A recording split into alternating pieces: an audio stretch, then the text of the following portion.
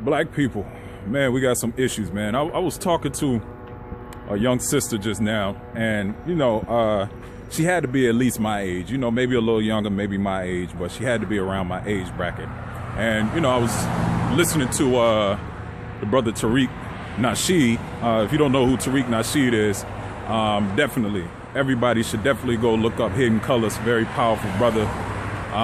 But back to the point, she asked me what I was looking at. And, I explained it to her. I tried my best to explain it to her, but she seemed like she wasn't really understanding. And I said, it's basically about the black progressive movement, talking about how we, as black people, what we should do to, rise up out of oppression of white supremacy. And she was like, man, I'm starting to hear about a lot of people talking about that lately. And I said, well, we should, and she's like, you know what? I mean, everybody talking about it, but, everybody should just pray more. And I said, don't get me wrong. There's nothing wrong with praying. I believe in God. Nothing wrong with God. But here's the problem.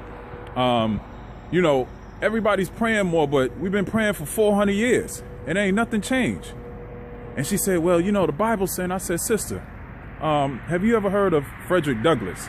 She said, the name sound familiar. Now, first off, how you a black person in America and ain't never heard of Frederick Douglass? This is our problem. The problem is, all we want to do is pray. And in 400 years, we still in the same position we was in slavery. Except the difference now is we're not physically enslaved, but we're still mentally enslaved. So that was the first strike.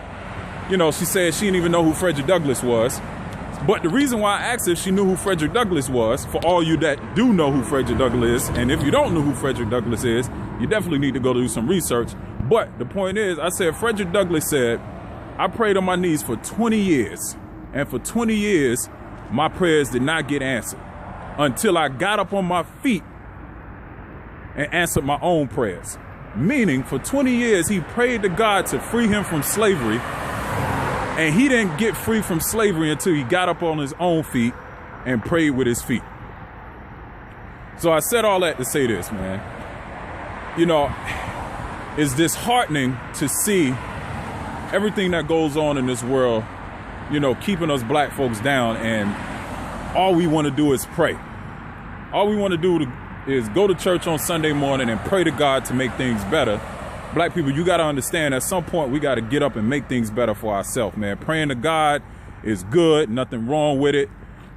But at the end of the day, getting up on Sunday and praying to God one day and then getting our ass beat the other 6 days a week, that ain't gonna make nothing happen, folks. Man, we need to change. We need to get our stuff together. Peace, love, and blessings.